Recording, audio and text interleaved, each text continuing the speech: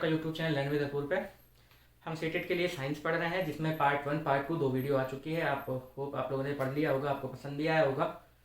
तो अब हम चलेंगे पार्ट 3 की तरफ। ठीक है, इसमें सबसे पहले हम पढ़ेंगे विटामिन। ठीक है, कौन से विटामिन की कमी से क्या रोग होता है, ठीक है, कौन से विटामिन का क्या साइंटिफिक नेम होता है। ठीक है, ये चीज़ें क्वेश्चन पेपर में आती है सीटेट में, इस वजह से पढ़ना ज़रूरी है। तो देखेंगे विटामिन्स। देखिए विटामिन्स की खोज किसने की, तो हॉपकिंग ने। ठीक है, टर्म गिवन बाय, ठीक है, विटामिन शब्द किसने दिया है, विटामिन नाम किसने दिया है, तो फुंक ने। ठीक है, फंक कह लीजिए, फुंक कह लीजिए, जो भी मना है आपका कह लीजिए। ठीक, विटामिन की खोज की हॉपकिंग ने, और विटामिन नाम किसने दिया है, फुंक ने दिया हुआ है, फंक ने दिया हुआ है। ठीक है, दो तरह के विटामिन होते हैं, एक होता है वाटर सॉल्युबल, इसको बोलते हैं जल में घुलनशील। ठीक है, जल में घुलनशील, और एक होता है फैट सॉल्युबल, मतलब वसा में घुलनशील। ठीक है, वसा में घुलनशील। ठीक, वाटर में आता है vitamin B and vitamin C. ठीक है, और फैट सॉल्युबल में क्या आता है, vitamin A, vitamin D, vitamin E, vitamin K. ठीक है, सबसे पहले तो यही आपको पता होना चाहिए कि विटामिन 2 टाइप के होते हैं, एक वाटर सॉल्युबल, फैट सॉल्युबल, जल में घुलनशील, और वसा में घुलनशील। जल में घुलनशील vitamin B and vitamin C, और वसा में घुलनशील vitamin A, vitamin D, vitamin E और विटामिन के। ठीक है, अब सबका हम नाम जानेंगे और सबके कमी से कौन सा रोग होता है ये जानेंगे। ठीक है, चलिए देखिए, विटामिन ए, डी, ई के अभी मैंने सारा वसा में घुलनशील वाला लिया हुआ है। ठीक है, विटामिन ए का साइंटिफिक नेम होता है रेटिनॉल, और इससे इसकी कमी से कौन सा रोग होता है। ठीक है, कमी किससे होगा, मतलब विटामिन ए की कमी से होने वाले रोग हैं, ये सारे विटामिन की कमी से होने वाले रोग हैं। विटामिन ए की कमी से होता है नाइट ब्लाइंडनेस। ठीक है, इसको हिंदी में रतौंधी बोलते हैं। ठीक, फिर विटामिन डी का नाम होता है कैल्सीफेरॉल, आप स्क्रीनशॉट ले सकते हैं और इसका नोट्स भी बना सकते हैं। ठीक है, विटामिन डी साइंटिफिक नेम होता है कैल्सीफेरॉल, इसकी कमी से होता है रिकेट्स होता है। ठीक है, इसको सूखा रोग बोलते हैं। ठीक, लिखना चाहे लिख लीजिए, रतौंधी सूखा रोग। ठीक, विटामिन ई जो है टोकोफेरॉल है इसका नाम। ठीक है, टोकोफेरॉल, इसकी कमी से होता है स्टेरिलिटी, मतलब इसको नपुंसकता बोलते हैं। ठीक, नपुंसकता, विटामिन ई की कमी से ये हो जाता है। और के का साइंटिफिक नेम है नेप्थोक्यूनोन। ठीक है, नेप्थोक्यूनोन, नेप्थोक्विनोन या क्यूनोन जो भी कहते हैं। ठीक है, नेप्थोक्यूनोन, इससे क्या होता है, अगर विटामिन के की कमी है तो नो ब्लड क्लॉटिंग, मतलब रक्त का थक्का जमना बंद हो जाता है। आपको चोट लग गई, ठीक है, आपको जैसे चोट लगती है तो थोड़ी देर बाद खून बहना बंद हो जाता है, लेकिन अगर विटामिन के की बहुत ज्यादा कमी हो गई है तो आपका ब्लड क्लॉट नहीं होगा, चोट लगने के बाद वो बहता ही रहेगा। ठीक है, तो ये हो गया विटामिन ए, डी, ई, के। फिर इसके बाद विटामिन सी और विटामिन बी कॉम्प्लेक्स देखेंगे, इतना नोट कर लीजिए। ठीक है, विटामिन सी का नाम होता है एस्कॉर्बिक एसिड, इसकी कमी से होता है स्कर्वी रोग। ठीक है, स्कर्वी में इसको गम डिजीज भी बोलते हैं, गम मतलब मसूड़े। ठीक है, मसूड़ों से खून आने लगता है इसमें, ये होता है स्कर्वी रोग। ठीक है, और लास्ट ईयर देखा जाए तो इससे क्वेश्चन आया था कि कौन सा विटामिन है जिसकी कमी से स्कर्वी, सीधा नाम ना देके ऐसा दे दिया था कि गम से खून आने लगता है, ब्लड आने लगता है, इस तरह से देके पूछ लिया था कि कौन सा विटामिन है उसकी कमी से ऐसा होता है, और उस विटामिन का नाम बताइए और इस रोग का भी नाम बताइए, ये दोनों दे दिया था। ठीक है, तो आप विटामिन सी बताएंगे और रोग स्कर्वी बताएंगे। ठीक है, तो इस तरह से आप विटामिन बी कॉम्प्लेक्स पे चलेंगे, इसमें कई सारे बी कॉम्प्लेक्स, कई विटामिन का समूह है, इसमें देखते हैं। चलिए यहाँ पे देखेंगे विटामिन बी कॉम्प्लेक्स। ठीक है, विटामिन बी कॉम्प्लेक्स में 1 2 3 4 5 6, इसके बाद 2 और है। ठीक है, उनसे रोग नहीं दिखाऊंगा मैं, उनका खाली नाम बता दूंगा। ठीक, B1, vitamin B1, B2, B3, B5, B6, B12, उसके बाद B12, B6 के बाद 7 और 9 भी आता है, वो मैं उसका नाम अभी बता रहा हूँ। ठीक है, विटामिन B1, इसका साइंटिफिक नेम या केमिकल नेम कह सकते हैं थायमिन होता है, इसकी कमी से बेरी बेरी रोग होता है। ठीक, विटामिन B1, ये बेरी बेरी वाला आपको याद रखना है। अगर खाली पूछ ले विटामिन डी की कमी से होने वाला रोग, तो इनमें से अगर कोई एक ऑप्शन दिख रहा है तो आप वही लगा देंगे, और ज्यादातर खाली बी से अगर पूछता है तो बेरी बेरी रोग दिया जाता है। ठीक है, लेकिन ये मेनली क्या होता है, विटामिन B1 की कमी से होता है। ठीक है, विटामिन B1, इसका नाम है थायमिन, और इसकी कमी से बेरी बेरी रोग हो जाता है। ठीक है, फिर B2 क्या है, राइबोफ्लेविन बोलते हैं इसको, इससे कीरोसिस हो जाता है। कीरोसिस जो होता है क्रैकिंग ऑफ लिप्स, मतलब लिप्स का, ठीक है, सूख जाना, फटना। ठीक है, लिप्स का फटना, क्रैकिंग ऑफ लिप्स, कीरोसिस कहते हैं। B2, B3 नियासिन इसका नाम है, डर्मेटाइटिस इससे हो जाता है। डर्मेटाइटिस, जहां भी डर्म टर्म आपको सुनाई पड़े, ठीक है, वो डर्मा या डर्म कहीं पे आपको सुनाई दे तो उसका मतलब त्वचा होता है। डर्मेटाइटिस मतलब त्वचा से रिलेटेड कोई रोग है ये। ठीक है, B5 इसका पेंटाथेनिक एसिड है, ठीक है। इसकी कमी से पेलाग्रा रोग होता है। आपको याद कौन कौन सा रखना है, एक ये क्लोसिस वाला भी याद रखना है, इंपॉर्टेंट है। पेलाग्रा B5 से होता है और B12, ये इतना तो आपको कम से कम याद ही होना चाहिए, बाकी भी याद रहे तो और अच्छी बात है। ये 4 आप मेनली याद रखेंगे, ठीक है। फिर B5 पेंटाथेनिक एसिड पेलाग्रा हो गया, इससे कमी से रोग। B6 जो है वो पेरिडॉक्सिन है, माइक्रोसाइटिक एनीमिया इससे होता है, ठीक है, माइक्रोसाइटिक एनीमिया। फिर B12 साइनोकोबाल्मिन इसको बोलते हैं, B12 का नाम पूछा जाता है, B12 साइनोकोबाल्मिन बोलते हैं। परनीसियस एनीमिया होता है इससे, ठीक। इसके बाद B7 और B9, B7 और B9, B7 का नाम होता है बायोटिन और B9 का नाम होता है फोलिक एसिड, ठीक है। ये इतनी चीजें आपको याद रखनी है विटामिन के बारे में, ठीक। विटामिन सी, इसके अलावा विटामिन सी जो होता है वो खट्टो फलों में मिलता है, सबसे ज्यादा आंवले में मिलता है, ठीक है, सबसे ज्यादा आंवले में मिलता है। विटामिन सी की बात कर रहे हैं, विटामिन सी का सोर्स अगर देख ले तो ये जो क्वेश्चन आया था ये भी किलो से, वो विटामिन सी वाला जो क्वेश्चन आया था जिसमें गम डिजीज वाला, ठीक है, उसमें यही पूछा गया था कि ये खट्टे फलों में विटामिन पाया जाता है, इसकी कमी से मसोड़े से खून आने लगता है, ठीक है। तो ऐसा मतलब इनडायरेक्टली हिंट किया गया था, आपको बताना था कि कौन सा विटामिन है, उसका नाम क्या है, ठीक है, रोग का नाम भी बताना था। तो इस तरह से क्वेश्चन आया था। विटामिन सी खट्टे फलों में पाया जाता है, ठीक है, ये आपको याद रखना है। खट्टे फलों में जैसे नींबू हो गया, संतरा हो गया। सबसे ज्यादा किसमें मिलेगा, सबसे ज्यादा आंवले में मिलेगा, ठीक है। इस तरह से आपको याद रखना है। विटामिन ए के लिए आपको सोर्स हो जाएगा गाजर हो गया, ठीक है, पालक हो गया। सोर्स आप कहीं से सर्च करके सारे लिख लीजिएगा, बाकी ये मेनली 2 याद रखिए, इतना बहुत है। तो ये हो गया, चलते हैं फिर आगे। नोट डाल के आप लिखेंगे, हालांकि ये पूछा नहीं जाता है फिर भी आप जान लीजिए। विटामिन सी और आयरन, ठीक है, दूध में नहीं पाया जाता है, इसलिए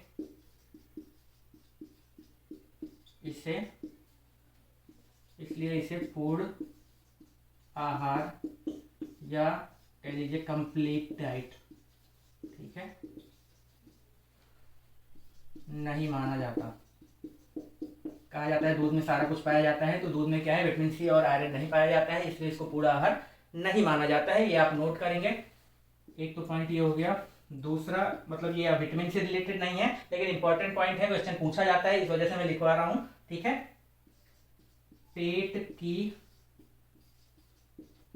अम्लता दूर की जाती है, ठीक है। पेट में एसिडिटी कहते हैं लोग बन रही है, ठीक है, तो उसके लिए क्या दिया जाता है, पेट की अम्लता दूर की जाती है MgOH ट्वाइस, ठीक है, मैग्नीशियम हाइड्रोक्साइड से, ठीक। इसको प्रति अम्ल भी कहते हैं, ठीक है, प्रति अम्ल भी कहते हैं, ठीक है। एंटी एसिड कह सकते हैं एक तरह से, ठीक। एसिड, पेट में एसिड हो जाए, अम्लता हो जाए, ठीक है, एसिडिटी हो जाए, पेट की अम्लता दूर की जाती है MgOH ट्वाइस, प्रति अम्ल से। MgOH ट्वाइस को मिल्क ऑफ मैग्नीशिया भी कहते हैं, मिल्क ऑफ मैग्नीशिया, ठीक। ये डायरेक्ट पूछ लिया जाता है मिल्क ऑफ मैग्नीशिया क्या होता है, या फिर पेट की अम्लता दूर करने के लिए क्या देते हैं, या प्रति अम्ल, इनमें से बताइए। इस तरह से कोई क्वेश्चन आएगा तो आपको ये बताना है, ठीक। एक और चीज मुझे याद आ रही है, हालांकि ये पूछा जाता है कि नहीं पता नहीं, पर इंपॉर्टेंट है, कई जगह भी पूछा गया है। ड्राई आइस क्या होता है, ठीक है, ड्राई आइस। अगर आप लोग कुछ तैयारी कर रहे होंगे खुद से साइंस की, ठीक है, तो ये सारी चीजें आपको पढ़ी होनी चाहिए, ठीक है। आपने नहीं पढ़ी है तो कोई बात नहीं, वो तो मैं पढ़ाई दे रहा हूं, लेकिन अगर आप ये सारी चीजें नहीं पढ़े हैं अभी तक तो आप सही दिशा में तैयारी नहीं कर रहे हैं फॉर सीटेट, ठीक है। सीटेट के लिए मैं बता रहा हूँ, ठीक। ड्राई आइस क्या होता है, कार्बन डाइऑक्साइड जो होता है उसी को ड्राई आइस कहते हैं। इसके अलावा लाफिंग गैस की बात कर लेते हैं, लाफिंग गैस, ठीक है। लाफिंग गैस नाइट्रस ऑक्साइड होता है, N2O, नाइट्रस ऑक्साइड, ठीक है। लिखना चाहे तो लिख ले नाइट्रस ऑक्साइड, और ये क्या है, कार्बन डाइऑक्साइड। इतना चीज नोट करिए, फिर चलते हैं आगे। देखिए क्वेश्चन जो पॉप साउंड वाला मैंने कराया था कि पॉप साउंड के साथ कौन सा गैस जलता है, ठीक है, उसके लिए मैंने बताया था कि कोई एक रिएक्शन होती है उसी की वजह से होता है। तो उसमें क्या होता है देखिए, एक टेस्ट ट्यूब है, ये टेस्ट ट्यूब है, इसमें क्या है आपने डाल दिया है NaOH, ठीक है, सोडियम हाइड्रोक्साइड डाल दीजिए, फिर इसमें एल्यूमिनियम डाल दीजिए, ठीक है। तो क्या होता है, ये रिएक्ट करता है और इसमें से हाइड्रोजन गैस निकलती है, ठीक है। यहाँ पे आप जलती हुई माचिस की तीली अगर ले जाइए, ठीक है, यहाँ पे आप जलती हुई माचिस की तीली जब ले जाते हैं तो यहाँ से जो हाइड्रोजन गैस निकल रही होती है वो पॉप करके साउंड करके निकलती है, ठीक है। पॉप साउंड होता है जो यहाँ पे माचिस की तीली ले जाने पे, ठीक है। NaOH का सोल्यूशन है, उसमें एल्यूमिनियम डाला गया है, ठीक। उससे जो रिएक्शन हो रहा होता है उसके ऊपर हम जलती हुई माचिस की तीली जब लेके जाते हैं तो पॉप की साउंड आती है, ठीक है। वो साउंड कौन से गैस की होती है ये क्वेश्चन पूछा जाता है। तो यहाँ से पॉप साउंड जो आती है वो आप चाहें तो रिएक्शन बना ले, नहीं तो सिर्फ आपको याद इतना ही रखना है पॉप साउंड। या रिएक्शन भी दे देगा आपको,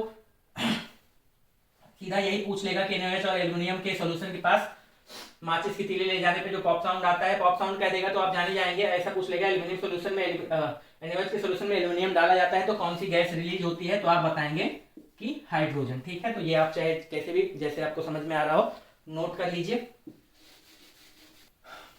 अब चलेंगे, ठीक है, वो विटामिन का टॉपिक खत्म हो गया है। अब कुछ इंपॉर्टेंट चीजें मेटलॉइड्स पढ़ेंगे, ठीक है। मेटलॉइड्स क्या, देखिए मेटलॉइड्स क्या होते हैं, धातु अधातु दोनों के गुण रखते हैं, ठीक है। इनका एग्जांपल हम देख लेंगे, boron, silicon, germanium, arsenic, antimony, ठीक है, टेल्यूरियम और पोलोनियम, ये आपको नोट कर लेना है। इसके अलावा पूछा जाता है मेटेलिक ऑक्साइड्स जो होते हैं, मेटेलिक ऑक्साइड्स उनका नेचर क्या होता है, और नॉन मेटेलिक, ठीक है, ऑक्साइड्स मतलब धातु के अगर ऑक्साइड हो, धातु का ऑक्सीजन से कंपोजिशन कोई हो, ठीक है, यौगिक बना हो, तो उसका नेचर क्या होता है, तो उसका नेचर होता है बेसिक। मेटेलिक ऑक्साइड जो होते हैं बेसिक होते हैं, क्षारीय होते हैं। और नॉन मेटेलिक ऑक्साइड्स जो होते हैं, ठीक है, अधातुओं के जो ऑक्साइड होते हैं वो क्या होते हैं, एसिडिक होते हैं, ठीक है, ये आपको याद रखना है, अम्लीय होते हैं, ठीक है। इसके अलावा एक स्टेटमेंट आती है ट्रू और फॉल्स बताने के लिए, ठीक, ट्रू और फॉल्स बताने के लिए स्टेटमेंट आती है। उसमें कहता है कि सभी धातुएं ठोस होती हैं, ठीक है। आपको बताना है कि ये ट्रू है या फॉल्स है। उसके बाद सभी अधातुएं गैस होती हैं, ठीक है, गैस होती हैं या ठोस होती हैं, इस तरह से आपको दे देगा, ठीक। तो सभी धातुएं ठोस होती हैं, ये जो स्टेटमेंट है ये क्या है, फॉल्स है। कैसे फॉल्स है, हमें पता है कि पारा, ठीक है, पारा अगर हम ले लें, पारा ले लें या गैलियम ले लें हम, ठीक है, ये दोनों क्या है, द्रव धातुएं हैं, ठीक। पारा और जो गैलियम है ये द्रव अवस्था में पाए जाते हैं लेकिन होते हैं मेटल्स, ठीक है। तो सभी धातुएं ठोस होती हैं, ये स्टेटमेंट फॉल्स है, ये गलत है। क्यों, क्योंकि पारा और गैलियम जो है Hg मरकरी पारा, ठीक, और गैलियम जो है ये द्रव धातुएं हैं। सभी धातुएं गैस होती हैं, ठीक, सभी धातुएं गैस होती हैं। तो ये भी क्या है, गलत है, क्योंकि ब्रोमीन जो है, ठीक है, Br से लिखते हैं, ब्रोमीन जो है वो द्रव अधातु है, ठीक है, ब्रोमीन जो है वो द्रव अधातु है, ठीक है। तो ये दो स्टेटमेंट आपको पता होना चाहिए। उसके बाद इसके अलावा अगर कहीं पॉइंट आ जाए कि सभी धातुएं जो हैं, ठीक है, सभी धातुएं तन्य होती हैं, सभी धातुएं तन्य होती हैं, तो ये वाला ट्रू हो जाएगा, ठीक है। तन्य का मतलब होता है कोई भी ऐसी चीज जिसको खींच के तार बनाया जा सके, ठीक है, उसको तन्य चीजें बोलते हैं। तो सभी धातुएं तन्य होती हैं, ये आपका ट्रू हो जाएगा, ठीक, ये नोट कर लीजिए। इसके अलावा यहाँ से भी कुछ क्वेश्चन आते हैं, ठीक है, आपको कुछ सब्जियों के नाम या किसी चीज का नाम दे दिया जाएगा, पूछ लिया जाएगा, पूछेगा कि ये जड़ के अंदर मतलब ये जड़ है कि तना है कि फल है कि क्या है, ठीक है। तो जड़ में किसको किसको जड़ बोलते हैं, ठीक है, आप याद रखेंगे। गाजर जो है वो जड़ है, मूली जो है वो भी जड़ है, सलजम जो है वो भी जड़ है, चुकंदर जो है वो भी जड़ है, ठीक है। ये सब आपको पता होना चाहिए कि गाजर, मूली, सलजम जो आप खाते हैं वो बेसिकली जड़ होता है, आप जड़ खाते हैं। तना क्या क्या होता है, तो आलू, ठीक है, प्याज, अदरक, लहसुन, ठीक है, हल्दी और गन्ना, ठीक है। आलू, प्याज, अदरक, लहसुन, हल्दी, गन्ना, ये सब जो चीजें आप खाते हैं ये तना है, ठीक है। फल क्या है? फल तो आप मान लीजिए आम हो गया, सेब हो गया, ठीक, केला हो गया, ये सब फल है। फल तो आपको पता है। बीज में क्या आता है? कौन सी चीजें हैं जो बीज है जिसको आप खाते हैं? तो मूंगफली हो गया, मूंगफली बीज है जिसको हम खाते हैं। अब मूंगफली के अलावा और याद नहीं आ रहा है अभी, फिलहाल इतना आप लिख लीजिए। इसी में से आपका कुछ ना कुछ पूछा जाता है और आपका आराम से अब सही हो जाएगा, ठीक। क्या होता है कि आपको 4-5 दे देगा, साइड में लिख देगा, बताना रहेगा कि कौन सा क्या है, ठीक है। तो ये आप नोट कर लीजिए और इसको सर्च करके और लिख लीजिएगा, ठीक है, सीड्स में। बाकी इतने एग्जाम्पल्स आपके लिए पर्याप्त है। अब हम देखेंगे एक्टिविटी सीरीज सक्रियता श्रेणी, ठीक है, तत्वों की सक्रियता श्रेणी, ठीक है, कौन सा ज्यादा सक्रिय है, ठीक। तो सबसे ज्यादा सक्रिय, ठीक है, इसको कहते हैं सबसे ज्यादा सक्रिय, ठीक है, या सक्रियता क्रम में सबसे आगे कौन सा होता है? तो बोलेंगे आप पोटेशियम, ठीक है। Potassium, sodium, calcium, magnesium, aluminium, carbon, zinc, ferrous, tin, ठीक है, लेड, हाइड्रोजन, कॉपर, मरकरी, ठीक है, सिल्वर, ठीक है, सोना और प्लेटिनम, ठीक। ये होता है सक्रियता का क्रम, सबसे ज्यादा ये, फिर ये, फिर ये, फिर ये, फिर ये, फिर ये, फिर ये, फिर ये, फिर ये, फिर ये, इस तरह से, ठीक है। सबसे लास्ट में प्लेटिनम। यह हो सकता है और भी लास्ट में चीजें हो, लेकिन इतना ही आपको याद हो तो काम चल जाता है। सबसे ज्यादा पोटेशियम होता है, ये आपको याद रखना है, ठीक। और हाइड्रोजन जो है, इसके बाद 4 याद कर लीजिए और इसके पीछे 4 याद कर लीजिए, कम से कम इतना आपको याद होना चाहिए। क्वेश्चंस आते हैं, ठीक है, जैसे Zn प्लस CuSO4, ठीक है, इस तरह से रिएक्शन दे दिया जाएगा, पूछेगा कि प्रोडक्ट क्या बनेगा, ठीक। इस तरह से रिएक्शन दिया जाएगा और पूछेगा कि प्रोडक्ट क्या बनेगा, ठीक। तो देखिए सक्रियता क्रम में देखिए Zn जो है वो Cu से आगे है, ठीक है। Zn देखिए काफी पहले है Cu से, ठीक। तो सक्रियता क्रम में जो भी तत्व, ठीक है, जो भी एलिमेंट आगे होता है वो क्या करता है कि अगर उसके किसी दूसरे तत्व के साल्ट के साथ उसका रिएक्शन जब कराया जाता है तो उसको डिस्प्लेस कर देता है, ठीक है। जैसे ये कम सक्रिय है और ये ज्यादा सक्रिय है। मान लीजिए कोई किसी कंपनी में जॉब ही कर रहा है, ठीक है, तो ये मान लो ये एक कंपनी का मालिक है और ये कोई एम्प्लॉय है, ठीक है। इस कंपनी के मालिक के साथ ही अगर काम कर रहा है, ठीक, लेकिन ये कम सक्रिय है, ये ज्यादा सक्रिय है, ठीक। तो मालिक क्या करता है? अपना फायदा देखेगा। ये एक्टिव कम है, ठीक है, कम काम कर पा रहा है, ये ज्यादा काम कर पाएगा, तो क्या करेगा? इसको हटा देगा और इसको अपने साथ लगा लेगा, ठीक है। तो सक्रियता जिसकी ज्यादा होगी वो क्या करता है? कम सक्रिय वाले को रिप्लेस कर देता है। तो Zn प्लस CuSO4 जब आता है तो ये हो जाता है ZnSO4 प्लस Cu, ठीक है। क्या होता है? Zn Cu को रिप्लेस कर देता है। तो जिसकी सक्रियता होती है वो पीछे वाले को, जो आगे वाला होता है वो पीछे वाले को, इस श्रेणी में जो आगे होता है वो पीछे वालों को क्या करता है? रिप्लेस कर देता है, ठीक। अगर इसी में दे दिया जाए Cu प्लस ZnSO4 तो पूछ लिया जाए कि रिएक्शन आगे क्या होगा। तो देखिए हमें पता है, देख रहे हैं, हमें अगर ये चार्ट याद है तो हमें पता है कि Cu जो है वो सक्रियता क्रम में Zn से पीछे है। Cu कम सक्रिय है, Zn ज्यादा सक्रिय है, तो यहाँ पे क्या हो जाएगा? नो रिएक्शन हो जाएगा। क्यों? क्योंकि ये कम सक्रिय है, तो ये सक्रिय वाले के साथ रहेगा कि कम सक्रिय के साथ रहेगा, ठीक है। तो नुकसान तो अपना कोई कराता नहीं है, तो क्या होगा कि Cu इसको डिस्प्लेस या रिप्लेस नहीं कर पाएगा। तो इस तरह से क्वेश्चंस इसमें आते हैं, ठीक है। कौन किसको डिस्प्लेस कर पाएगा, कौन किसको नहीं कर पाएगा, रिएक्शन होगी या नहीं होगी, इस तरह से पूछ लिया जाता है। इसमें तो हो जाएगी, ठीक है। क्यों? क्योंकि Cu कम सक्रिय है, ये ज्यादा है, तो इसको डिस्प्लेस कर देगा और यहाँ पे खुद आ जाएगा। और Cu और Zn से कर दिया जाए तो Cu कम सक्रिय है तो इसको डिस्प्लेस नहीं कर पाएगा, तो नो रिएक्शन हो जाएगा। इस तरह से आता है, ठीक। तो ये क्रम आपको याद होना चाहिए, कम से कम 4 पहले का 4 बाद का। ये सब आपको ना भी याद हो तो भी चल जाएगा, मेनली यहीं से क्वेश्चन आते हैं। इसके बाद देखिए क्वेश्चन आपको आया था पिछली बार, ठीक, मुझे याद है अभी क्वेश्चन आया था कि x का y के साल्ट के साथ रिएक्शन कराया जाता है तो वो y को रिप्लेस कर देता है, ठीक है। x का y के साल्ट के साथ रिएक्शन कराया जाता है तो y को रिप्लेस कर देता है, मतलब y प्लस x का साल्ट बन जाता है, ठीक। सेम वे में कह सकते हैं Zn प्लस CuSO4 था, ठीक, Cu इधर आ गया और ZnSO4 बन गया, इस तरह से, ठीक। x का y के साल्ट के साथ रिएक्शन कराया जाता है तो y हट जाता है और x का साल्ट बन जाता है। ठीक, उसके बाद कहा गया कि जब x का z के साल्ट के साथ रिएक्शन कराया जाता है, ठीक है, जब x प्लस z के साल्ट के साथ रिएक्शन कराया जाता है तो नो रिएक्शन होता है।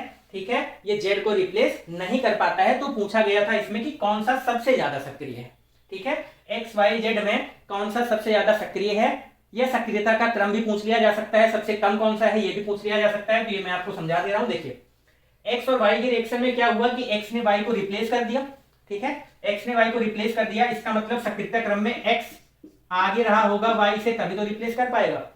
सक्रियता श्रेणी बनाई इसीलिए गई है, जो आगे होगा वो पीछे वाले को रिप्लेस कर देगा। तो सक्रियता क्रम में एक्स वाई से आगे रहा होगा, इसलिए से रिप्लेस कर दिया। फिर उसके बाद उसने रिएक्शन में दिया क्या कि जब एक्स का जेड के साल्ट के साथ कराया जाता है तो नो रिएक्शन होता है। ठीक है, नो रिएक्शन, ये क्रॉस है ना कि एक्स है। ठीक, नो रिएक्शन हो रहा है। नो रिएक्शन होने का मतलब क्या हुआ कि एक्स से ज्यादा सक्रिय जेड रहा होगा। अभी जैसे Cu प्लस Zn/4 कर दिया तो नो रिएक्शन हुआ, क्यों? क्योंकि Cu कम सक्रिय था Zn से।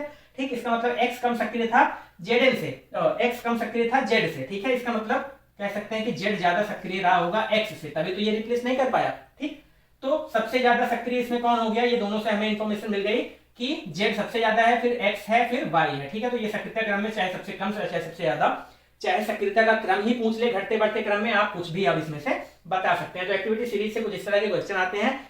आई होप आपको समझ में भी आ गया होगा। अब ये तो आपको याद ही करना पड़ेगा, उसके लिए आप कोई ट्रिक बना लीजिए या कैसे भी करके याद करिए। वैसे बहुत ज्यादा याद नहीं करना होता है, आपको बेसिक कॉन्सेप्ट पता होना चाहिए कि जो पहले होगा वो बाद वाले को रिप्लेस करेगा। 4 बाद का 4 पहले का याद है तो बेसिकली आप कर ले जाते हैं। ठीक है, इसको नोट कर लीजिए। कुछ और इंपॉर्टेंट क्वेश्चंस देखेंगे। ठीक है,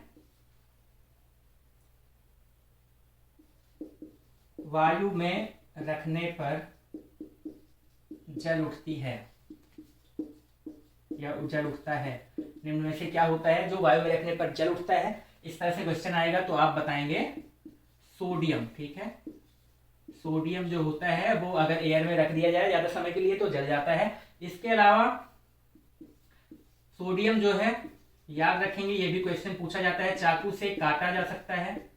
ठीक है, कौन सी धातु है जो चाकू से काटी जा सकती है? चाकू से काटी या काटा जा सकता है। ठीक है, सोडियम जो है वो चाकू से काटा जा सकता है। इसके अलावा सोडियम को रखा कहाँ पे जाता है? वायु में रखेंगे तो ये जल जाएगा। पानी में रख सकते हैं क्या? नहीं। ठीक है, पानी में भी नहीं रख सकते, पानी में धुआं देता है ये जल के। ठीक है, पानी में धुआं देता है। तो रखते कहाँ पे हैं? रखते हैं मिट्टी के तेल में। ठीक है, केरोसिन ऑयल में, मिट्टी के तेल में रखते हैं इसको। ये इतनी जानकारी आपको होनी चाहिए। पानी में धुआं देता है, चाकू से काटा जा सकता है सोडियम। ठीक है, और वायु में रखने पर जल उठता है, ये भी है सोडियम। और रखते कहाँ पे हैं इसको? मिट्टी के तेल में। ठीक है, ये क्वेश्चन हो गया। इसके बाद देखते हैं, अब हम कुछ फॉर्मूले देखेंगे। ठीक है, खाने का सोडा। ठीक है, इसका फॉर्मूला क्या होता है? खाने का सोडा होता है NaHCO3। ठीक है, सोडियम बाइकार्बोनेट। जहाँ पे HCO3 आ जाए उसको बाइकार्बोनेट बोलते हैं। सोडियम खाने का सोडा जो होगा सोडियम बाइकार्बोनेट। धावन सोडा जो होगा Na2CO3 सोडियम कार्बोनेट। ठीक है, सोडा लाइम जो होता है NaOH होता है। ठीक, कली चूना, ठीक, CaO को कली चूना बोलते हैं। बुझा चूना जो होता है वो होता है CaOH ट्वाइस। जब कली चूने को पानी में डाल देते हैं या पानी इसमें मिला देते हैं तो बुझा चूना हो जाता है। ये वाला जो होता है यही खाने वाला चूना होता है। ठीक है, खाने वाला चूना यही होता है और पुताई के काम भी यही आता है। ठीक, खाने का चूना और पुताई का काम या बुझा चूना तो CaO ट्वाइस, कली चूना CaO। ठीक है, लाल लवा पोटेशियम परमैंगनेट होता है। ठीक है, KMnO4। ठीक है, पोटेशियम परमैंगनेट। ठीक है, विरंजक चूड़, विरंजक चूड़ को ब्लीचिंग पाउडर बोलते हैं। ठीक, लिख लीजिएगा। ब्लीचिंग पाउडर क्या होता है? CaOCl2। ठीक है, Ca calcium oxychloride, calcium oxychloride विरंजक चूड़। ठीक है, बहुत बेसिक सी चीजें हैं, ये ज्यादातर पूछ ली जाती हैं और ये शायद आपको पता भी होंगी। अगर नहीं पता है तो कम से कम ये सारी एकदम बहुत ही बेसिक जानकारी है, ये आपको पता होना चाहिए। ठीक, तो इसको नोट कर लेंगे। ये सूत्र भी आप याद करेंगे। जिप्सम का होता है CaSO4 × 2H2O। ठीक है, POP प्लास्टर ऑफ पेरिस, ठीक है, plaster of Paris POP, CaSO4 का ट्वाइस इंटू H2O, ठीक है, और फिटकरी पोटास एलम बेस को बोलते हैं, ठीक है, पोटेशियम सल्फेट, एल्युमिनियम सल्फेट और 24H2O, ठीक है, K2SO4 L2SO4 का थ्राइस इंटू 24H2O। ये आपको मेन बेसिक चीजें याद रखनी है।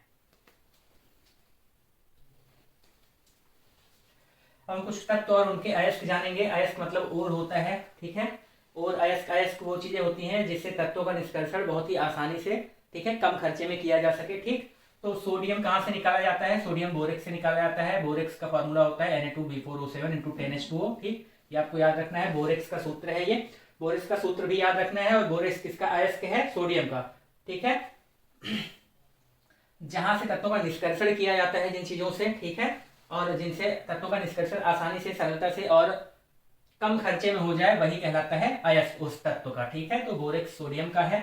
एल्यूमिनियम के निष्कर्षण के लिए बॉक्साइट अयस्क होता है, कोरंडम होता है, क्रायोलाइट होता है। ठीक है, bauxite Al2O3 × 2H2O, corundum Al2O3। आपको ढेर सारा या ऐसे Al2O3 दे देगा, पूछ लेगा, मतलब कोरंडम सीधा नाम दे देगा, पूछेगा कोरंडम किसका अयस्क है, तो आपको बताना पड़ेगा कि एल्यूमिनियम का है, यहाँ से एल्यूमिनियम निकाला जाता है। ठीक है, क्रायोलाइट दे देगा तो Na3AlF6। ठीक है, यहाँ से ये हो गया। फिर कॉपर के अयस्क आपको पता होने चाहिए। कॉपर का तो सब लोग 10th में यूपी बोर्ड वाले पढ़ते भी थे, बाकी भले किसी का ना पढ़ाया जाए। ठीक है, तो कॉपर का Cu2O क्यूप्राइट होता है, CuFeS2 कॉपर पायराइट, इसी से हम लोगों ने पढ़ा था।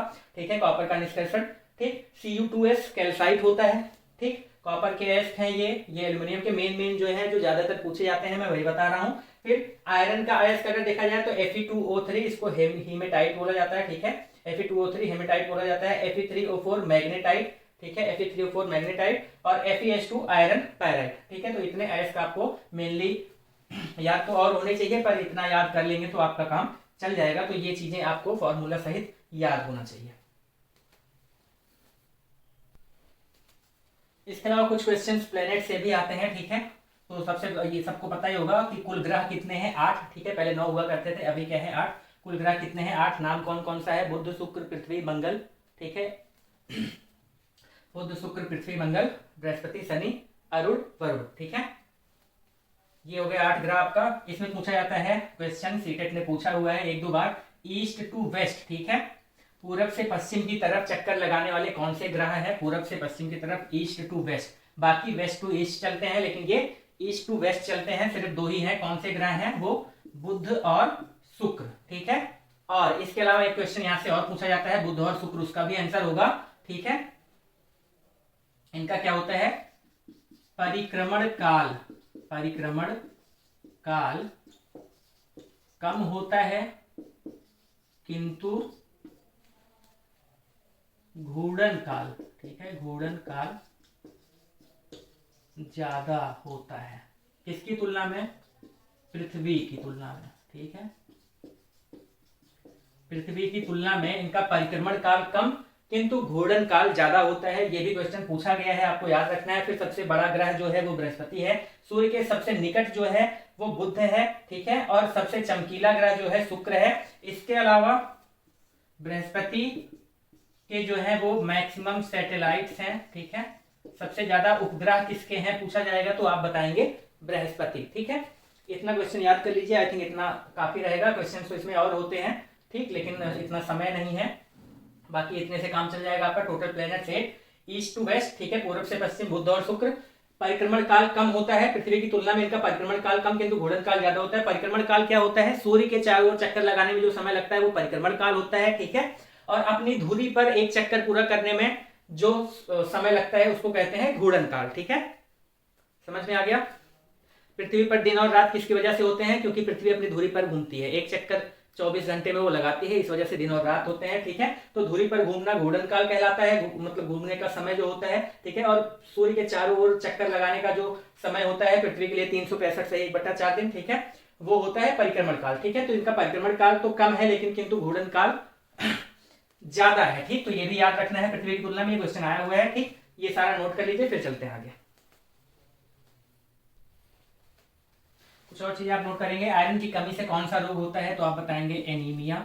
ठीक है, आयरन की कमी से एनीमिया रोग होता है। एसिड रेन कौन सी गैसेस की वजह से होता है, ठीक है। वर्षा जो होती है वो वायुमंडल में कौन सी गैसेस से मिलके एसिडिक हो जाती है, ठीक है। पहली जो वर्षा होती है वो एसिडिक होती है, आप सबने पढ़ा होगा। एसिड रेन क्या होता है, ठीक है, NO2 और SO2, ठीक है, सल्फर डाइऑक्साइड, नाइट्रोजन डाइऑक्साइड, इनकी वजह से होता है। जब इनसे वर्षा मतलब जल H2O जब मिलता है SO2 से, तो ये बन जाता है H2SO4, बन जाता है एसिड, तो एसिडिक रेन हो जाता है, ठीक है। तो एसिड रेन, अम्लीय वर्षा किसकी वजह से होती है, NO2 और SO2 की वजह से होती है। रिक्टर स्केल क्या होता है, ठीक है, तो आप बताएंगे भूकंप की तीव्रता नापते हैं इससे, भूकंप की तीव्रता नापते हैं, ठीक है। रिक्टर स्केल जो होता है, एक और चीज आपको याद रखना है, ये क्वेश्चन पूछा गया है, इसका जो होता है पैमाना वो लॉगरिथमिक होता है, ठीक है, एक्सपोनेंशियल ना होके लॉगरिथमिक होता है, लघुगणकीय होता है, लघुगणकीय, ठीक है। इसका जो चार्ट होता है, भूकंप रिक्टर स्केल भूकंप की तीव्रता नापता है, ठीक है, इसका जो चार्ट होता है वो लघुगणकीय होता है, ठीक, ये आपको याद रखना है। इसके अलावा बैरोमीटर क्या काम करता है, दाब मापी इसको बोलते हैं, ठीक है। प्रेशर कहीं का नापना हो तो बैरोमीटर का यूज किया जाता है। बैरोमीटर में रहता क्या है, मरकरी यूज किया जाता है, ठीक है, पारा भरा होता है, ठीक।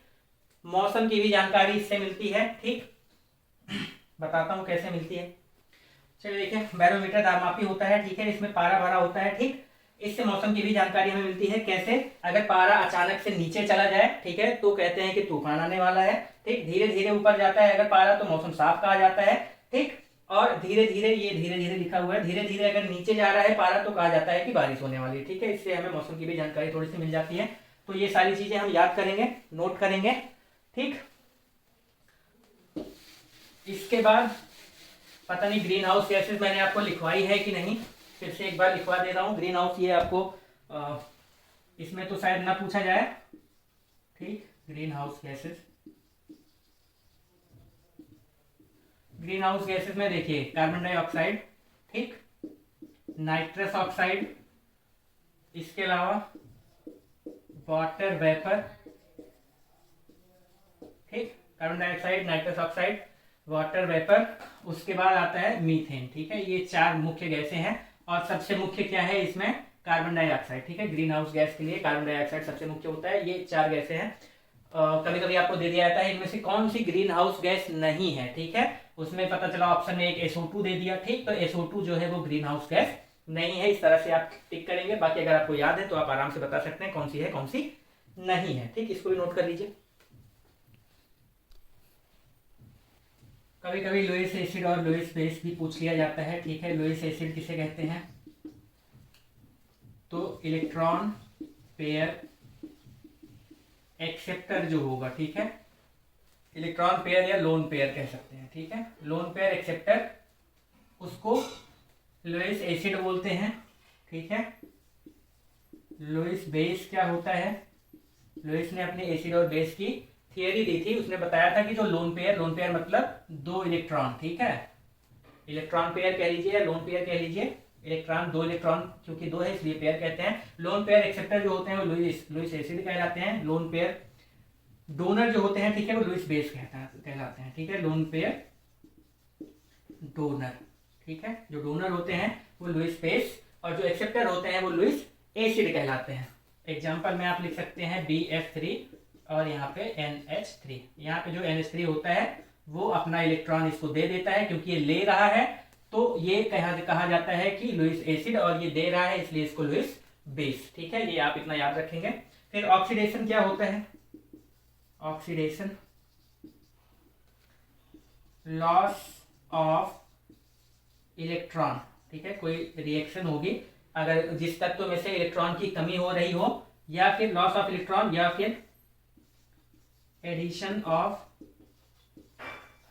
ऑक्सीजन, ठीक है, कहीं पे ऑक्सीजन आके जुड़ रहा हो या किसी में से इलेक्ट्रॉन निकल रहा हो, तो उस तत्व का कहा जाता है कि उसका ऑक्सीडेशन हो रहा है। रिडक्शन की बात करें, रिडक्शन, ऑक्सीडेशन मतलब ऑक्सीकरण, और ये क्या होता है, अपचयन, ठीक है। लॉस ऑफ इलेक्ट्रॉन, ये क्या होता है, गेन ऑफ इलेक्ट्रॉन, ठीक है, gain of electron, gain of electron, या फिर रिमूवल ऑफ ऑक्सीजन कह लीजिए, रिमूवल ऑफ ऑक्सीजन, या फिर एडिशन ऑफ हाइड्रोजन, ठीक है, addition of hydrogen, removal of oxygen, ठीक है। ये हो गया आपका oxidation reduction, Lewis acid, Lewis base, ठीक है, इतना नोट करिए।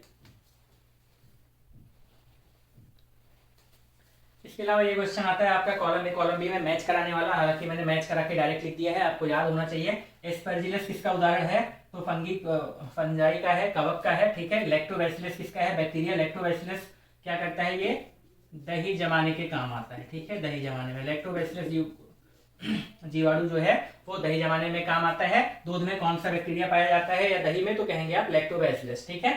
लैक्टो जहां भी आ जाए समझ लीजिए दूध से रिलेटेड है। फिर पैरामीशियम जो है वो प्रोटोजोआ का उदाहरण है और स्पाइरोगायरा जो है वो एल्गी शैवाल का उदाहरण है, ठीक है, ये आपको याद होना चाहिए।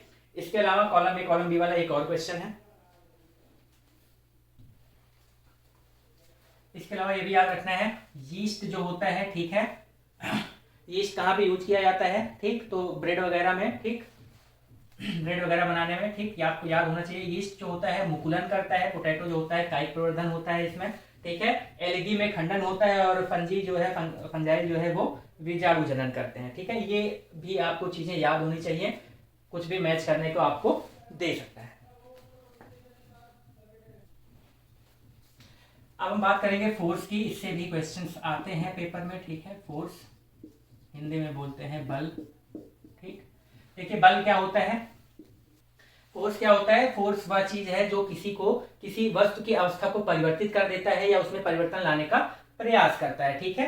किसी वस्तु की अवस्था को परिवर्तित कर देता है या परिवर्तन लाने का उसमें प्रयास करता है। जैसे कोई बहुत भारी चीज है, उसको आप धक्का देंगे तो हो सकता है वो ना अपने जगह से हिले, लेकिन आपने फोर्स लगाया है, आपने प्रयास किया है, ठीक है, तो वो भी फोर्स है। अगर आप किसी चीज को धक्का देते हैं वो अपनी जगह से हट जाती है, ठीक है, उसकी अवस्था परिवर्तित हो जाती है, तो वो भी कहा जाएगा कि आपने बल लगाया है, ठीक है। तो बल क्या है, बल वह है जो किसी वस्तु की अवस्था को परिवर्तित कर देता है या परिवर्तित करने का या परिवर्तन लाने का उसमें प्रयास करता है, ठीक है।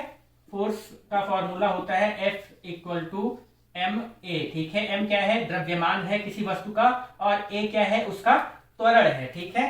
m क्या है, मास है, द्रव्यमान है, a क्या है, एक्सीलरेशन है, ठीक है, त्वरण है, ठीक। त्वरण क्या होता है, वेग परिवर्तन की दर को, ठीक है, v अगर किसी चीज का वेग है, ठीक है, वेग परिवर्तन की दर को त्वरण कहा जाता है, ठीक। ये हो गया। और फोर्स का एक और फॉर्मूला हो सकता है संवेग परिवर्तन की दर, ठीक है। संवेग परिवर्तन की दर को कैसे फोर्स कहते हैं, देखिए p क्या होता है, संवेग होता है। संवेग क्या होता है, द्रव्यमान गुणे में वेग, ठीक है, m × v, इसको कहा जाता है संवेग, इसको लिखते हैं p से, ठीक। तो delta p by delta t भी फोर्स का ही फॉर्मूला है, F = delta p by delta t। संवेग परिवर्तन की दर को, दर जिसमें आ जाए बटे में डेल्टा t लग जाएगा, ठीक है, जिसमें भी परिवर्तन आ जाए वहां पे भी डेल्टा लग जाएगा, तो संवेग परिवर्तन की दर को बल कहते हैं। यही जो है न्यूटन का दूसरा नियम भी है, ठीक है, F = delta p by delta t। ये क्या है, न्यूटन्स सेकेंड लॉ है, ठीक है। न्यूटन का पहला नियम क्या है, तो पहला जड़त्व का नियम है, क्या है कि कोई भी वस्तु अगर गति कर रही है तो वो गति ही करती रहेगी, और स्थिर है तो वो स्थिर ही रहेगी, कब तक, जब तक कि उस पर कोई बाह्य बल ना लगाया जाए, ठीक है। ये है न्यूटन का पहला नियम, ठीक है। न्यूटन का दूसरा नियम क्या है, संवेग परिवर्तन की दर को बल कहते हैं, ठीक है। और तीसरा नियम क्या है, क्रिया प्रतिक्रिया का नियम होता है, Newton third law of motion. क्रिया प्रतिक्रिया का नियम तीसरा होता है, उसमें क्या होता है कि आप जितना फोर्स किसी चीज पे लगाएंगे, ठीक है, उतने ही अमाउंट का, ठीक, उसी टाइप का फोर्स, उतने ही अमाउंट का फोर्स बैक आप पे लगता है। जैसे आप दीवार पे गेंद को फेंकिए, ठीक है, तो गेंद फिर से लड़के वापस आती है, क्यों, क्योंकि वॉल जो है, दीवार जो है, बॉल पे वापस उतना ही फोर्स लगाती है और वो फिर से आपके पास आ जाती है, ठीक है। तो क्रिया प्रतिक्रिया का नियम ये हो गया, ये चीजें हो गई। अच्छा, ये F = ma यहां से कैसे आएगा, अगर आप देखना चाहें तो P को m × v लिख सकते हैं, तो F बराबर क्या हो जाएगा, delta m × v by delta t। ये v को इधर ले आइए, क्या हो जाएगा, delta v × m by delta t। Delta v by delta t को हम क्या लिखते हैं, a लिखते हैं, तो m × a हो जाएगा, ठीक है। तो यहां से आप समझ सकते हैं delta p by delta t भी फोर्स का ही फॉर्मूला है, ठीक। ये हो गया। अब देखिए फोर्स तो समझ में आ गया, न्यूटन का नियम भी एक बार बता ही दिया मैंने, लिखाया नहीं है अलग बात है, आपको जान लेना है। अब देखिए फोर्स में पूछता है आपसे कभी कभी कि कौन सा नॉन कॉन्टैक्ट फोर्स है, कौन सा कॉन्टैक्ट फोर्स है, ठीक है, नॉन कॉन्टैक्ट फोर्स, ठीक है, और contact force. Non contact force क्या है कि किसी भी दो चीजों के बीच में अगर कुछ आकर्षण या प्रतिकर्षण किसी भी चीज का बल लग रहा है लेकिन वो एक दूसरे से टच नहीं है फिर भी लग रहा है, ठीक है, बिना कांटेक्ट में आए अगर किन्हीं दो चीजों के बीच में बल लग रहा है तो उसको कहा जाता है नॉन कांटेक्ट फोर्स, ठीक है। नॉन कांटेक्ट फोर्स में क्या आ जाएगा, जैसे ग्रेविटेशनल फोर्स या ग्रेविटी कह सकते हैं आप, ठीक है। ग्रेविटेशनल फोर्स क्या होता है, किन्हीं भी दो द्रव्यमानों के बीच, ठीक है, एक प्रकार का बल हमेशा काम करता है जिसको आकर्षण बल कहते हैं, ठीक है, न्यूटन का गुरुत्वाकर्षण का नियम है ये, ठीक है। और क्या होता है, एक मास यहाँ पे रखा हुआ है m1, एक यहाँ पे रखा हुआ है m2, इन दोनों के बीच हमेशा फोर्स काम कर रहा होता है, भले ये एक दूसरे से टच में ना हो तब भी काम कर रहा होता है। तो देखिए टच में नहीं है, नॉन कांटेक्ट है, फिर भी काम कर रहा है, तो ग्रेविटी जो है वो नॉन कांटेक्ट फोर्स कह जाएगी। ऐसे ही मैग्नेटिक फोर्स जो है, ठीक, चुंबक जो होते हैं एक दूसरे से दूर रखिए फिर भी उनके बीच काम करता है बल और वो आपस में आके जुड़ जाते हैं, तो ये भी क्या हो जाएगा, नॉन कांटेक्ट फोर्स हो जाएगा। कांटेक्ट फोर्स में आप कर सकते हैं फ्रिक्शन एक तरह से, ठीक है। फ्रिक्शन क्या होता है, घर्षण क्या होता है, घर्षण बल क्या होता है कि दो सतहों के मध्य होने वाली गति का विरोध करने वाला बल, ठीक है। अब यहाँ पे फ्रिक्शन में एक बहुत परिभाषा में ही एक बहुत अच्छी लाइन है कि दो सतहों के मध्य होने वाली गति का विरोध, ठीक है, होने वाली गति का विरोध ये हमेशा करता है। जैसे मान लीजिए ये कोई ब्लॉक है और ये आपकी फर्श है उस पर रखा हुआ है, ठीक है, तो होने वाली गति का विरोध करने वाला बल जो होता है, जैसे आप इसको यहां से फोर्स लगा के इसको खिसका रहे हो तो क्या होता है, हमेशा बल इधर आप लगा रहे हैं तो ये हमेशा क्या करेगा, विरोध करेगा। जो फ्रिक्शन फोर्स है उसको स्मॉल f से लिख दें तो फ्रिक्शन फोर्स जो है वो क्या होता है, हमेशा विपरीत दिशा में लगेगा, गति जिस तरफ होने वाली है उसके विपरीत दिशा में फ्रिक्शन हमेशा काम करता है और ये गति का विरोध करता है, ठीक है।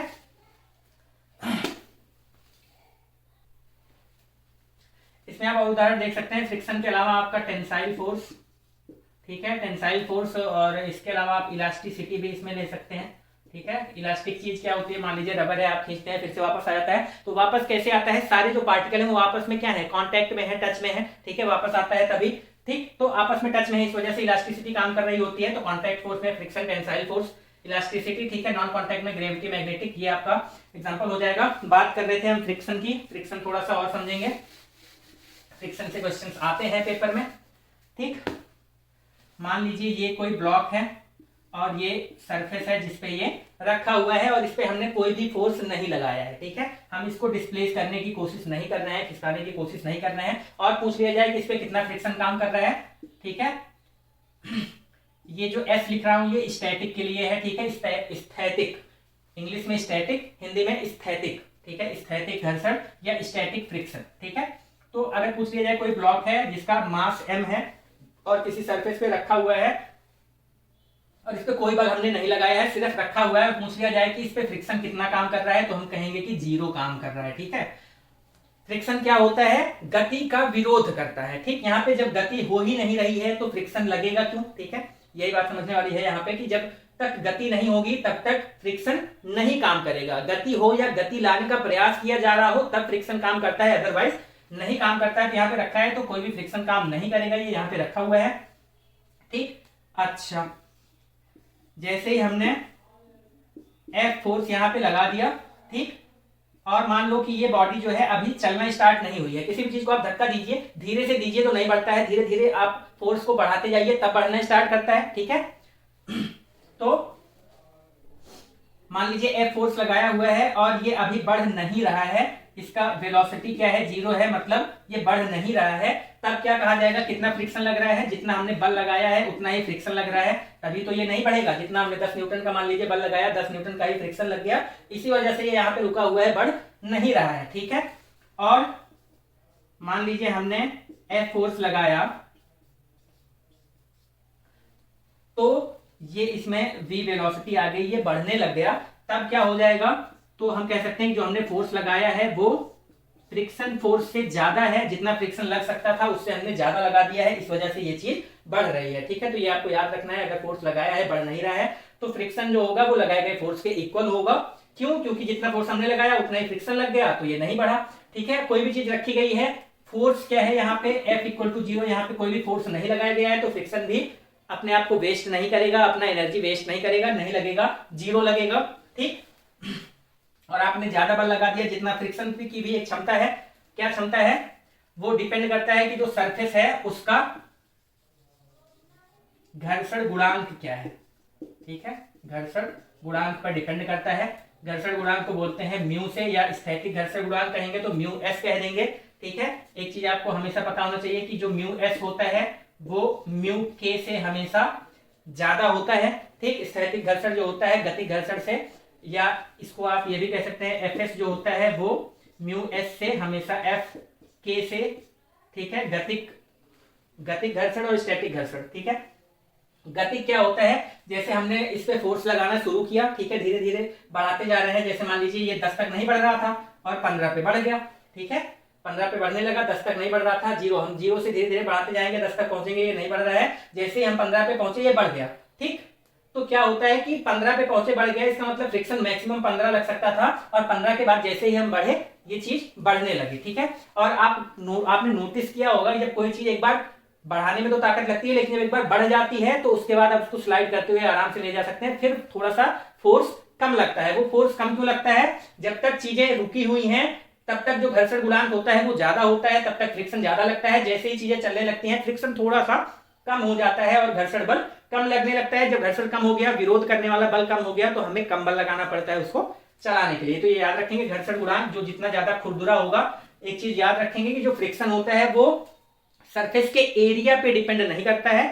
ठीक है, जिस सतह पे रखी गई है कोई चीज, वो उसके प्रकृति पर निर्भर करता है, वो कितना खुरदुरा है, कितना रफ है, उस पर डिपेंड करता है फ्रिक्शन, ना कि एरिया पे। एरिया कितना भी हो उससे कोई लेना देना नहीं है। अगर सरफेस रफ है तो फ्रिक्शन ज्यादा काम करेगा, सरफेस अगर स्मूथ है तो फ्रिक्शन कम काम करेगा। ठीक है, ये आपको पता होना चाहिए फ्रिक्शन के बारे में, इतना चीज सीधा लिख लेंगे। स्थैतिक घर्षण ज्यादा होता है गतिक घर्षण से। ठीक है, ये चीज आप याद रखेंगे। इसके बाद वर्क की बात अगर हम कर लें, ठीक, तो कोई ब्लॉक है, इसको हम फोर्स लगा के, एफ फोर्स लगा के यहां से यहां तक डिस्प्लेस कर दें, जो कि दूरी डी है। ठीक है, तो किया गया जो कार्य होता है, बल लगाकर किसी वस्तु को विस्थापित करने में जो ऊर्जा लगती है वही किया गया कार्य होता है। ठीक, बल गुणे विस्थापन अगर हम कर दें कि कितना बल लगाया है, कितना विस्थापन किया है, वही कार्य कहलाता है। तो F इंटू डी ये हो जाता है हमारा कार्य। कितना बल लगाया है हमने और कितना दूर हमने विस्थापन किया है, उसका मल्टीप्लाई कर दे तो कार्य निकल जाता है। ठीक है, और अगर जो बल है वो किसी एंगल पे लगाया जाए, किसी कोण पे लगाया जाए, ठीक है, मान लीजिए कि फोर्स हमने इस एंगल पे लगाया है, ठीक है, थीटा एंगल पे लगाया हुआ है, और इसको मान लीजिए इधर से खींचते हुए लेके जा रहे हैं तो भी तो डिस्प्लेस हो जाएगा। ठीक है, खींचेंगे धीरे धीरे डिस्प्लेस हो जाएगा, डिस्प्लेसमेंट दी हुआ है। ठीक है, और फोर्स हमने जो डिस्प्लेसमेंट है उससे थीटा एंगल पे लगाया हुआ है। ठीक है, अगर आप इसी को मान लें, ये देखिए यहाँ से थीटा एंगल बन रहा है, थीटा एंगल पे लगाया, अगर ऐसा होता है तो W जो होता है एफ डी कॉस थीटा होता है। ठीक है, अब यहाँ पे देखिए क्वेश्चन आता है कि बोझा ढोने में जैसे कुली लोग जो होते हैं सर पे सामान लेके जब जाते हैं तो उनके द्वारा किया गया कार्य बताइए। ठीक है, या कह सकते हैं कि बोझा ढोने में कार्य। ठीक है, बोझा ढोने में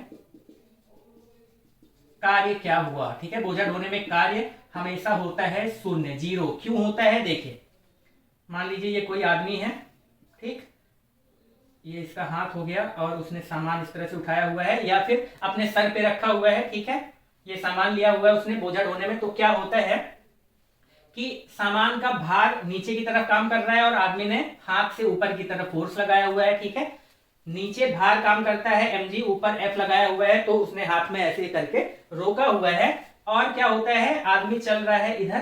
ठीक, मान लीजिए यहां से यहां ले जाके सामान उसने रख दिया, यहां से उठाया और ऐसे ले जाके यहाँ पे रख दिया, तो यहाँ पे देखिए ये फोर्स है और ये डिस्प्लेसमेंट की दिशा है, इसके बीच में एंगल क्या बन रहा है, 90 डिग्री का। ठीक है, एंगल बन रहा है 90 डिग्री का। तो अगर बोझा ढोने में क्या होता है कि जिधर डिस्प्लेस करते हैं और जो फोर्स की डायरेक्शन होती है वो एक दूसरे के 90 डिग्री पे होती है, तो अगर करें तो एफ डी cos 90 करेंगे, cos 90 का मान होता है 0, इस वजह से वर्क डन हो जाता है 0, तो बोझा ढोने में कार्य क्या होता है 0, ये चीज आप याद रखेंगे। ठीक, इसके अलावा एक और क्वेश्चन आता है कि कुली लोग जो होते हैं अपने सर पे कपड़ा क्यों बांध लेते हैं, तो इसका आंसर आप बस सुन लीजिए। कपड़ा क्यों बांध लेते हैं, उससे क्या होता है कि जो एरिया होता है वो बढ़ जाता है। ठीक है, प्रेशर क्या होता है F/A।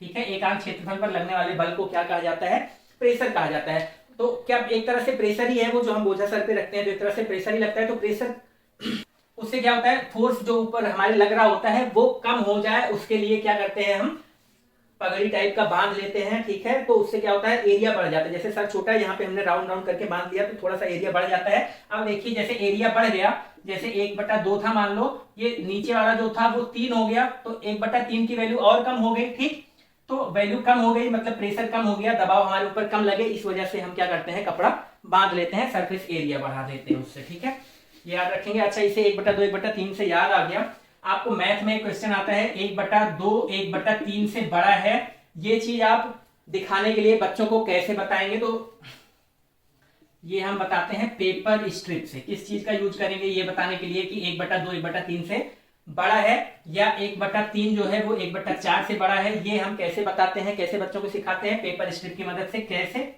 मान लीजिए 2 पेपर स्ट्रिप हमने ले ली सेम लेंथ की। ठीक, सेम लेंथ की 2 पेपर स्ट्रिप ले ली। अब 1/3 का मतलब क्या हो गया कि किसी चीज का हमने 3 पार्ट कर दिया और उसमें से 1 ले लिया। ठीक, और 1/4 का मतलब किसी चीज का हमने 4 पार्ट कर लिया और उसमें से 1 ले लिया। ठीक, तो यहां से देखिए ये वाला चीज ले लीजिए, यहां से ये वाला ले लीजिए। पेपर स्ट्रिप से आप आराम से बता सकते हैं कि ये बड़ा दिख रहा है, ये छोटा दिख रहा है, मतलब 1/3 जो है वो बड़ा होगा और 1/4 जो है वो छोटा होगा। ठीक है, तो ये क्वेश्चन मैथ के पेडागोजी में आती है, आपको इसको भी याद कर लेंगे। ठीक, तो आज के लिए बस करते हैं, कुछ वीडियो ज्यादा ही लंबी हो जा रही है। ठीक है, इसके बाद 1-2 वीडियो और आएगी और आपका कंप्लीट साइंस जो है कवर हो जाएगा। ज्यादा से ज्यादा क्वेश्चंस आपको पेपर में देखने को यहाँ से मिल जाएंगे। ठीक है, तो अगर वीडियो आपको पसंद आई हो तो वीडियो को लाइक करिएगा, चैनल को सब्सक्राइब करिएगा। धन्यवाद।